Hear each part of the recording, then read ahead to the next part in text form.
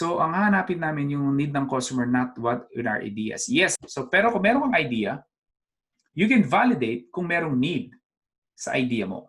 So, you have to validate. May mga product ba something similar? It doesn't have to be exactly the same, but the same need. Let's say may problema sa weight loss. You may not find exactly the same product, but if it solves the same problem, then that's a good one. So you just have to validate your idea.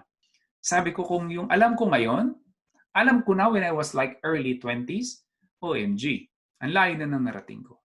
Right? But I discovered this like I'm already in my 30, 32, 33, yun na yung age na nagsimula pa lang ako eh.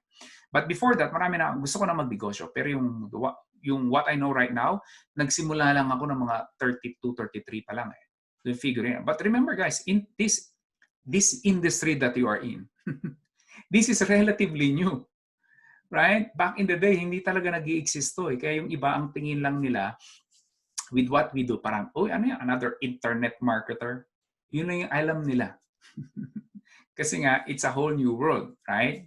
But now, I guess they're paying attention, lalo na nagkaroon ng, natatawa ko eh, na nagkaroon na ng pandemic, nagkaroon ng lockdown, ang daming businesses nag-shutdown, mga franchises, nagpanic lahat. Eh, paano ba naman, hindi magpapanic? So, shutdown yung naglapitan ngayon, nagpipivot, yung mga term ngayon sa business world, pivot. Sa isip ko, noon pa dapat kayo nagpivot eh. Wait, before you go, do not forget to click that red subscribe button below.